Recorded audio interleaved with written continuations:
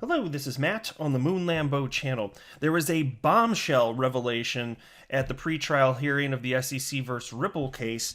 And I don't know about you, but I wasn't necessarily expecting a bombshell. I was expecting, some new information to come out, maybe a little bit interesting, but something came out that's rather big.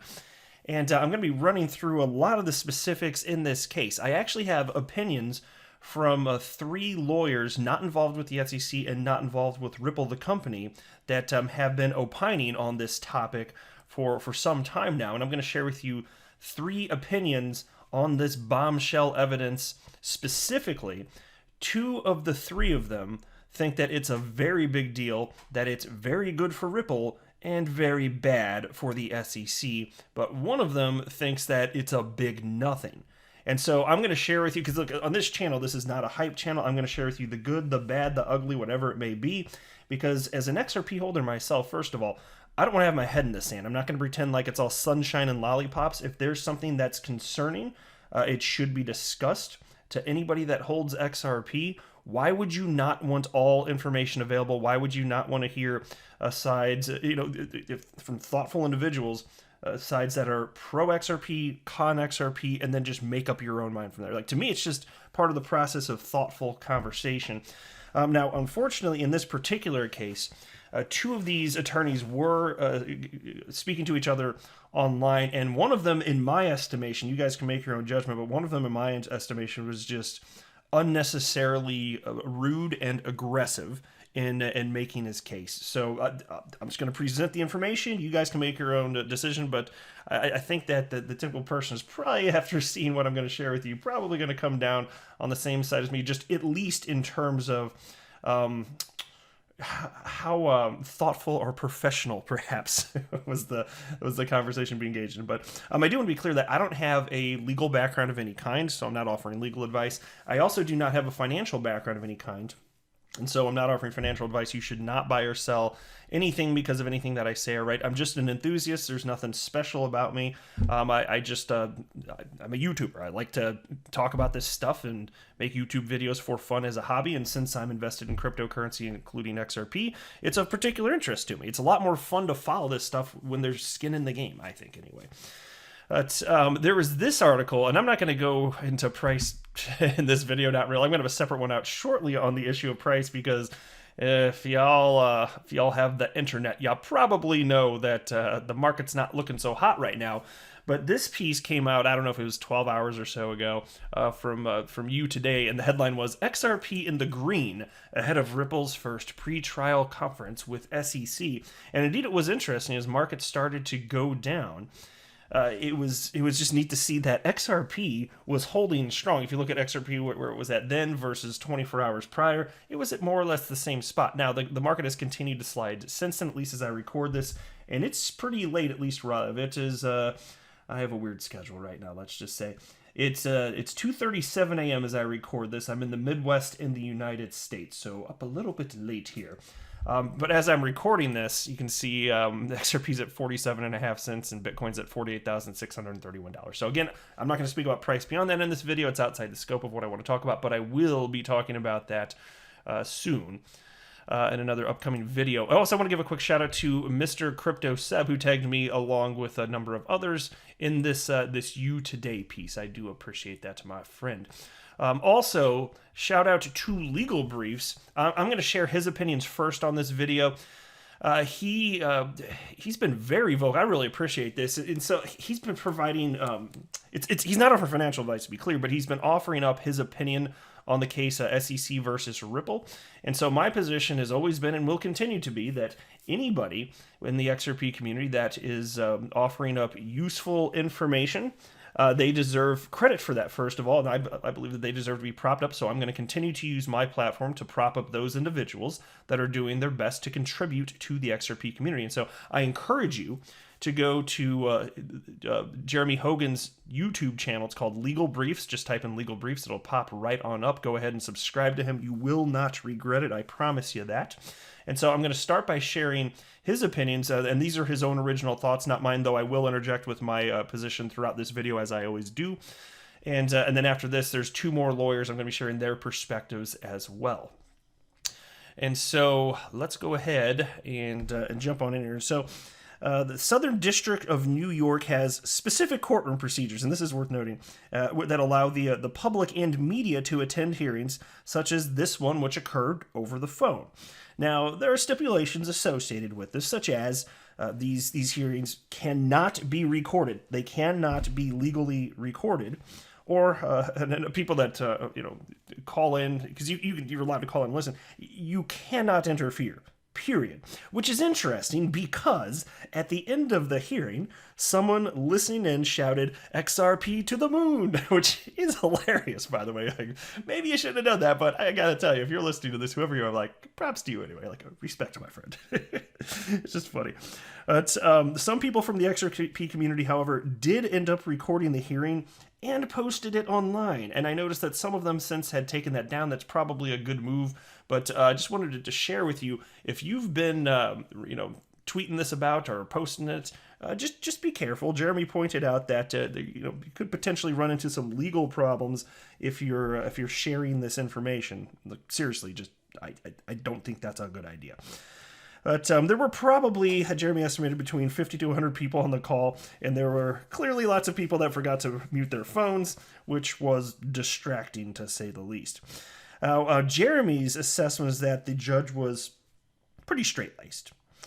Says Jeremy, he wasn't able to really learn much about her based on how this unfolded, just because it's like so, like straight and narrow.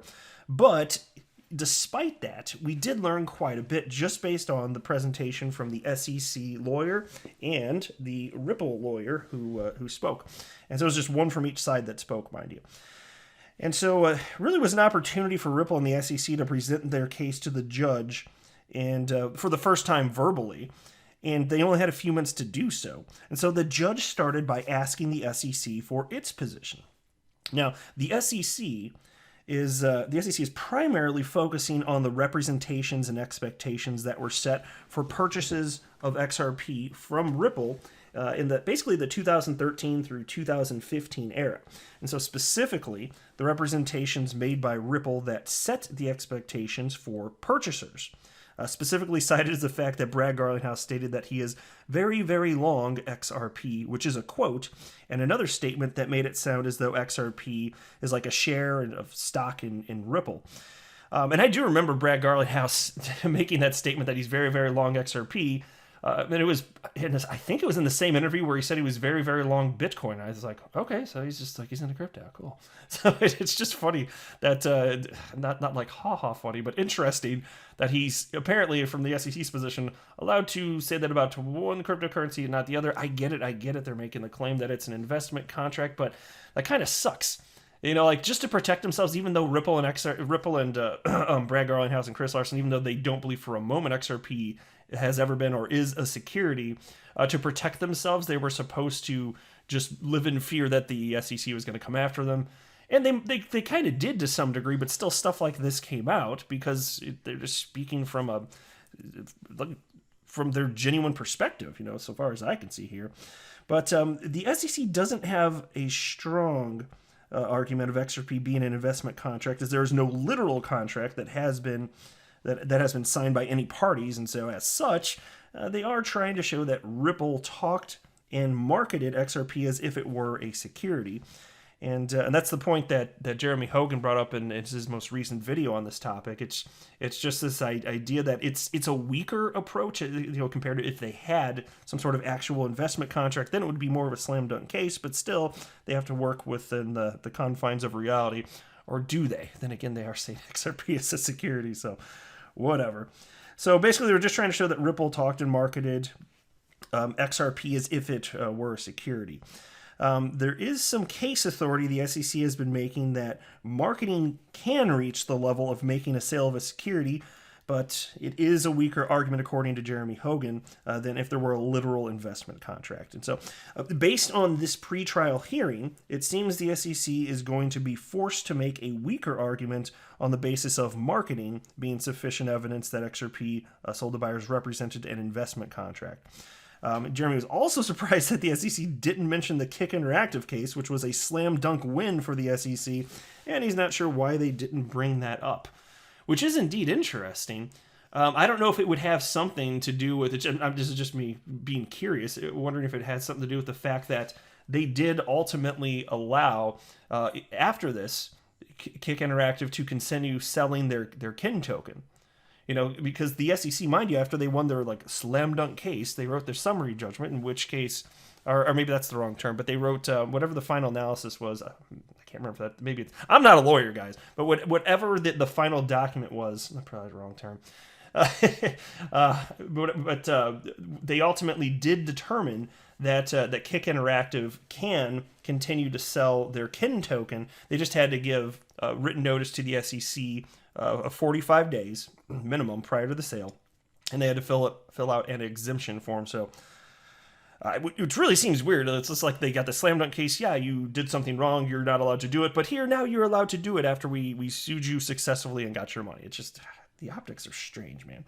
But anyway, Andrew Seresny spoke for Ripple. Now, mind you, he's a former SEC direct you. That is not a word. I'm sure that is not a word. Former SEC director, and went down Ripple's strongest argument, spending much more time than the SEC lawyer did presenting their case.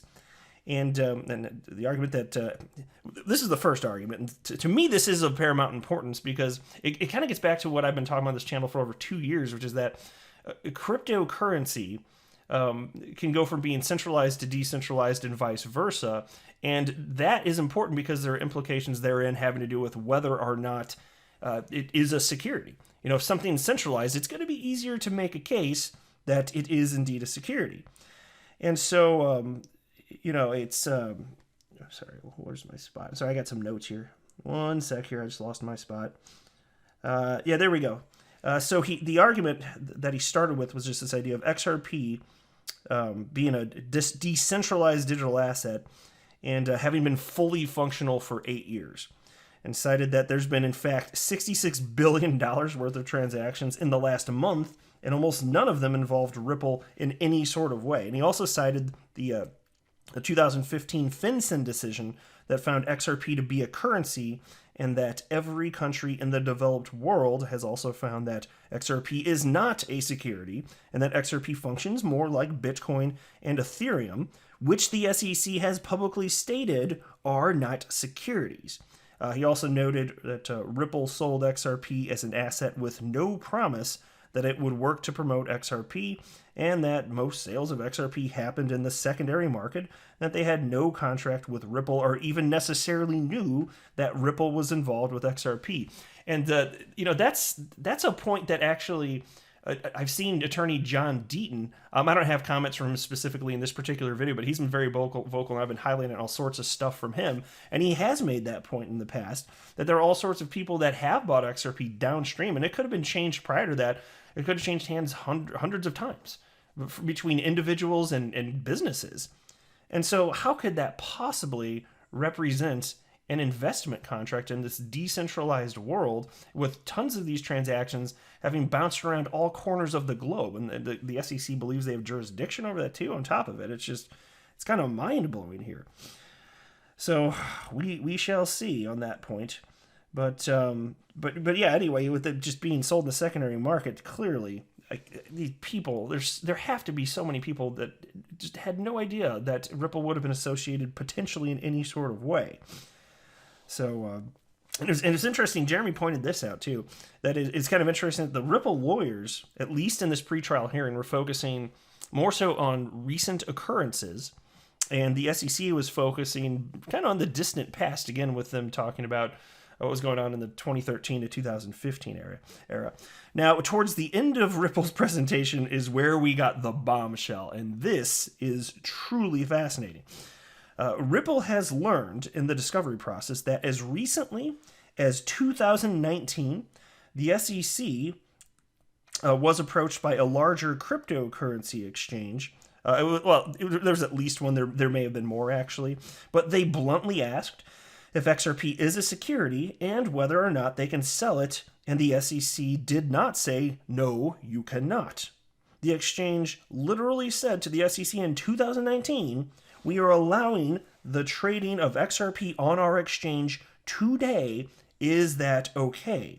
And the SEC did not tell them no.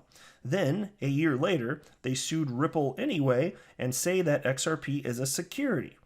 So, from Jeremy's perspective, clearly, this is a big problem for the SEC. Think about this. Did XRP from 2019 to 2020, did it become a security over that period of time? Well, of course not. The XRP ledger became, less centralized, more decentralized. It gained additional utility over that time period. At this point, Ripple, certainly they don't have any special permissions over the XRP ledger, but they only run 16% of validators. Like, they absolutely do not have any sort of special permissions over the ledger here. And so it's just kind of a silly position, to take here. It does kind of blow the mind. Like, how could you be so inept if you firmly believe that there's a problem? You've been looking into Ripple for the better part of a decade, and then you're just gonna let exchanges continue to trade this damn thing. And then you're meeting with Ripple on a weekly basis. You know what they're doing for years and years and years. It doesn't take years and years and years to bring claims, as evidenced by the fact that ICOs launched in 2017 and almost immediately got sued. So I just don't buy this idea that they needed time to put a case together or this or that. That doesn't make any damn sense. The SEC could have brought forth charges much sooner, but instead they did it as Jay Clayton, the asshat, was on his way out the door of the SEC. Of course, Jay Clayton being the asshat who is the former SEC chair. So to me, that's completely disingenuous, it's completely bogus, and it's a nonsensical position. So how about that? Now, Jeremy pointed out also that during the discovery process, he expects the SEC will continue seeking information explaining why the SEC allowed the trading of XRP to continue over this time period once a crypto exchange plainly asked for clarity on the situation. Fair point. And so again, you can check Jeremy out on Legal Briefs. Just type that into YouTube, so he'll pop right on up. I encourage you to do so. Now, how about those other two attorneys? And this came from a Twitter thread, and it was really unnecessary. You guys form your own opinion. I suspect that most people are more or less going to fall in line with most of my thoughts on this. It just seemed completely unnecessary the way this thing kind of spiraled. And so attorney Jesse Hines, I've highlighted some of the stuff that he's been sharing publicly on my channel, and I really appreciate what he's been putting forth. He's been taking some heat, and it's not fun to have to take heat when he's just trying to publicly share his opinion, which he's made clear is not financial advice. None of these people are offering financial advice. It needs to be okay in a public forum for people to share their opinions, and just know it doesn't mean that they're telling you to buy something or not buy something. Duh. Because if you can't do that, you can't have open communication, and that sounds like a serious problem. That sounds like a very serious problem. So attorney Jesse Hines wrote the following. From the Ripple/SEC hearing, the biggest news drop was that the defendants have proof that the SEC has had discussions with many market actors and exchanges, re XRP, in 2019 and before, and never told them that XRP was a security or sold as a security. Huge due process issue. And then he wrote here, allegedly have proof, and then the follow-up tweets that. And so this is where attorney Jake Chervinsky jumped in. Now, I've been following him. He's very popular in the world of crypto. He gets cited in all sorts of crypto media stuff. I've certainly gotten the sense in just comments in general, not even just legal related. I didn't pull up examples for the purpose of this video. I don't think it's necessary, but I'm just telling you my perception. Certainly nothing personal against him, but he does strike me as somebody that is not pro Ripple and not pro XRP. And he has spoken publicly, and then he's also kind of gotten bitter about what he feels are attacks coming at him. And look, the XRP community is large, and some people are going to behave in a less professional manner than others, and so maybe some of that did happen. But if you're speaking publicly about something that is this important and you have this kind of following, like he's got 41,000 followers, you're going to have some people that are going to be rude trolls. And I still think the XRP community is the best the crypto community on the planet, bar none. But you have a big enough group, you're going to have a small percentage of people in any large group that really don't behave appropriately. But still, that's just enough for him to talk about how, the XRP community is this or that, and I've seen that from him too. And I just was like, have you seen the Bitcoin community? Like, have you seen them? And you can see here he's got Bitcoin in his Twitter account, like right up here, where you only have so many characters to write about yourself in your Twitter profile, and he made sure to put Bitcoin in there. And he's got the laser eye things. And look, I don't have a problem with the laser eye thing that's been going around. I haven't done it. I'm pro Bitcoin. I'm long Bitcoin. I hold Bitcoin. But it's just another indication, like, he's a Bitcoin guy. I don't think he's pro Ripple. I don't think he's pro XRP. I don't know if that's flowing into some of his analysis. Hopefully he's just being genuine here, but just keep that in mind as I'm going through this thread here. And so Jake Chervinsky responded to Jesse Hines, who was just sharing his open and honest opinion. And thoughtful people can thoughtfully disagree, I'd say, right? And he wrote the following: "This isn't remotely accurate. It could be a due process issue if the SEC did make those accusations before finishing its investigation and going through the formal charging process. It's insane to want the government to jump to conclusions before the investigation is done." And so let me pause right there before continuing. I'm going to say something, of course, again, I don't have a legal background, but that comment, like, this idea of, it's insane to want the government to jump to conclusions before the investigation is done. Holy hell, they had the better part of a decade. That's bogus. That is absolutely bogus. You don't have to be a lawyer to see that. 2019, they still didn't know after tracking Ripple since like 2013 or whenever. That is crazy. Yeah, it's unfair for them to jump to conclusions before the investigation is done. That doesn't ring true to me. Jake Chervinsky then wrote the following: "It's honestly so sad to me that you have thousands of people liking this," as in, he's talking about liking the tweet, "as if it's the slightest bit unusual or at all relevant to the action/XRP. This is just how government investigations work and how they should work. Please be more careful. People are listening to you." And I thought, upon reading that, I was like, oh, that's rich. As I'm looking at this and I'm sitting there thinking, you've got 41,000 followers. I've been seeing you vocally speak out about Ripple and XRP, usually negative stuff, and it's getting picked up, and you know it, Jake, by all sorts of crypto media outlets, and you're having an influence. Well, how about that? Is it bad then that you have that influence? Is it just because yours is to the negative, or you think it's only bad that Jesse Hines has this influence because you happen to disagree on this point, and his position happens to be something that would be favorable to the position of Ripple from a legal perspective? I don't know, that doesn't strike me as a particularly reasonable point of view. Now, Jesse Hines responded and wrote, "Likewise to a lot of what you post." Exactly. Golf clap for Jesse Hines. I am with you on that one hundo. Just because it's to the positive for Ripple, it doesn't mean that it shouldn't be said if it's his honest opinion. He's not offering financial or legal advice. Jake Chervinsky then he started amping it up. Check this out. So Jake Chervinsky wrote, "I'm avoiding engagement on this issue as much as possible for my own sanity, but you seriously need a gut check here. A due process issue? On what grounds? I know it's fun to get likes telling the crowd what they want to hear, but this is seriously detached from reality." Well, as far as the legal claim, as far as why it's a problem due to, as far as whether or not it's a due process issue or not, Jeremy Hogan agrees it's a serious problem for the SEC. Jeremy Hogan did not cite that the reason is because it's a due process issue, so maybe small difference there. I don't know what the legal reason is that Jeremy Hogan would state. He didn't cite it, or he hasn't cited it yet to my knowledge anyway.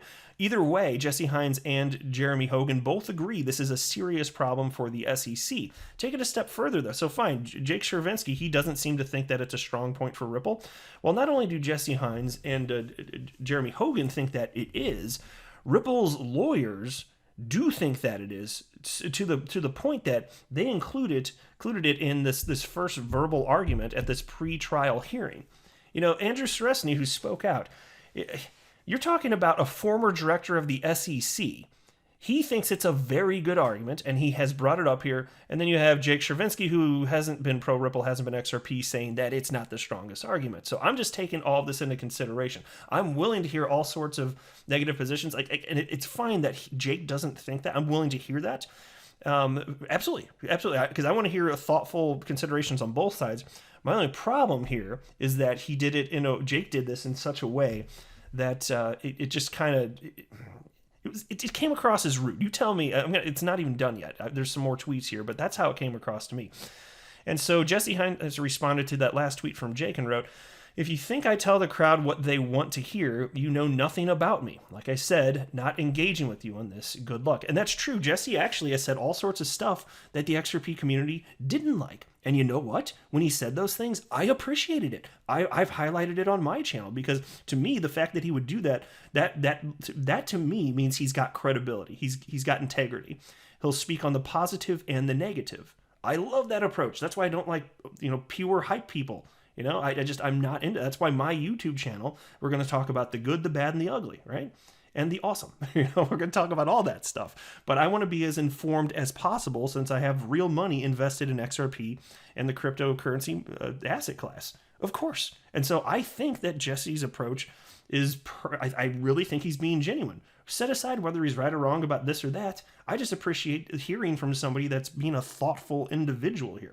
Now, Jake responded and wrote, "I've always perceived you as a good actor trying to provide helpful information, even if we might disagree sometimes, and often we do agree. Maybe you should take my jumping in here as a sign that you're really off base on this particular hot take. I wouldn't speak up otherwise." Is it a hot take, though, when you've got the lawyers at Ripple and Jesse Hines and attorney Jeremy Hogan? I'm sure there are others that think this is a good thing to point out here. Is it really that hot of a take? I mean, it's awesome news. I certainly think that. But he acknowledges here that Jesse's been a good actor providing helpful information here. But then, the moment that he disagrees on this particular thing, now it's a problem? Can't we just have thoughtful discourse instead of pretending like Jesse's gone severely off the rails? I want thoughtful consideration. It's like Jake shutting it down. It's like, no, you shouldn't have said that. What the hell is that? And so Jesse Hines wrote, "Yeah, well, you jumped in with extremely aggressive and accusatory statements. Honestly, it's quite pathetic. I won't engage with you on the subject matter. And the fact that you think that my tweet, which says there's a huge issue in a case, would cause people to buy XRP is BS. Absolutely. Absolutely." Jesse Hines doesn't have any power to move the market or anything like that. Holy hell, the market's absolutely massive here. It's just ridiculous. And so if Jake believes that Jesse Hines is causing people to purchase XRP, then Jake's comments are causing people to not purchase it.